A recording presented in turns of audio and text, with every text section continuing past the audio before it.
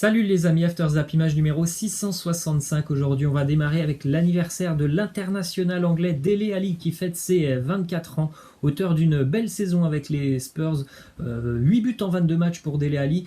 Il a été aussi plutôt convaincu par l'arrivée de José Mourinho qui lui a redonné confiance. On le voyait de mieux en mieux sur le terrain. C'est vrai que c'était assez compliqué les derniers mois sous l'ère Mauricio Pochettino pour lui comme pour tous les joueurs des Spurs. Mais en tout cas, l'arrivée de Mourinho lui a fait beaucoup de bien. C'est un joueur quand même très prometteur, Dele Alli. On se rappelle de ses 2 premières années avec Tottenham où il avait été tout simplement énorme. Et il est vrai que depuis quelques années, depuis 2-3 ans, c'est un peu plus compliqué pour lui. Il est beaucoup moins régulier que lors de ses 2 premières années, mais ça reste un joueur quand même très prometteur. Ensuite, autre date, c'était il y a 19 ans, jour pour jour, l'Australie battait un record en s'imposant 31-0 face à l'équipe nationale des Samoa américaines dans un match de qualification à la Coupe du Monde 2002.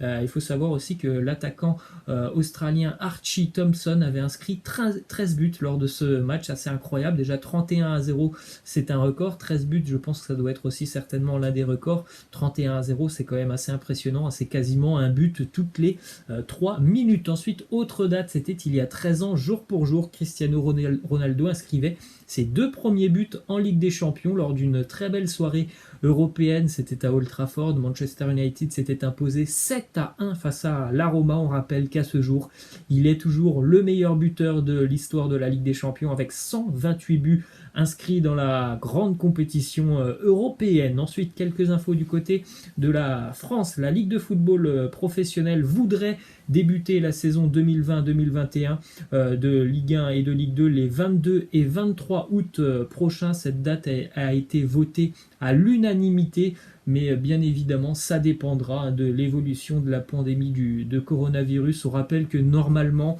la saison de Ligue 1 et même celle de Ligue 2 démarre à peu près au 1er août. En gros, il y a une semaine d'écart entre la Ligue 2 et la Ligue 1. Donc là, on pourrait retarder la reprise du championnat jusqu'à la fin août. Évidemment, ça dépendra donc de l'évolution de la pandémie du coronavirus. Ensuite, autre info, la Fédération française de football devrait annoncer, après l'allocution du président, je crois que ça sera lundi ou mardi, la fin de la saison 2019-2020 en des championnats amateurs, que ce soit championnats régionaux ou départementaux. Donc pour tous les joueurs du dimanche, normalement on ne rejouera pas cette saison. Ensuite, direction l'Espagne avec le quotidien AS qui titre les devoirs de Zinedine Zidane. Haaland, Pogba, Camavinga, Rames ou Bell sont les dilemmes du coach français pour la saison 2020-2021. Oui, je pense qu'il y aura du mouvement du côté du Real Madrid. Je pense vraiment que le Real a vraiment envie aussi d'en terminer avec ses dossiers.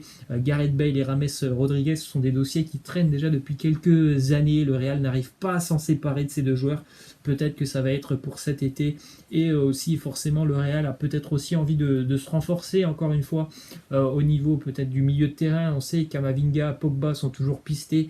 Et on recherche toujours un numéro 9 du côté du Real. On a la piste Erling Haaland, même si ça sera compliqué. On poursuit avec une déclaration de Rivaldo qui nous parle de Mbappé du côté de Madrid. Il nous dit « Recruter Mbappé en 2021 serait un grand transfert et un gros coup d'autorité de la part du Real. Le PSG ne le laissera pas partir facilement, mais le football est un commerce et le joueur ne restera pas longtemps au sein du football français. » Je pense que oui, on en est tous conscients que ça sera plutôt compliqué quand même pour Mbappé de continuer sa carrière du côté de la Ligue 1. C'est pour ça que le Real Madrid reste l'une des pistes privilégiées tout simplement pour Mbappé. Et ensuite, une déclaration d'un des anciens coachs de Martin Odegaard, coach du Vitesse Arnhem, Slutsky, qui nous dit « Je suis sûr que Martin est prêt à jouer au Real Madrid. Il est capable de se battre pour sa place dans n'importe quel club du monde. Si le Real lui donne sa chance, il finira par avoir sa place dans le 11 de départ. » Il a beaucoup progressé en plus, Martin Odegaard, depuis son départ justement d'Arnhem. Mais on sait que cette année avec la Real Sociedad, c'est une des pièces maîtresses de l'effectif de la Real Sociedad, qui, on le rappelle, la Real Sociedad est aussi 4e en Liga.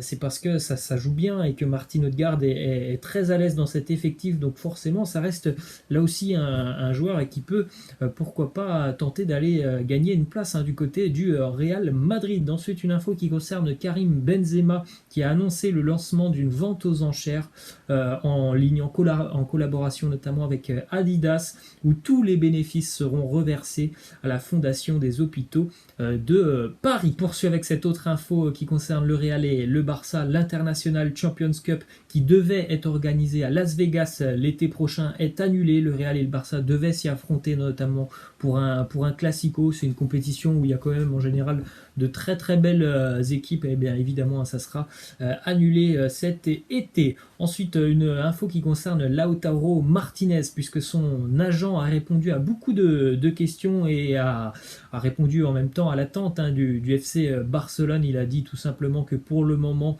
il n'y avait pas forcément de négociations ouvertes avec le FC Barcelone, que Lautaro ne partira pas au clash avec son club de l'Inter Milan et qu'évidemment pour Lautaro, c'était un rêve de jouer avec Lionel Messi.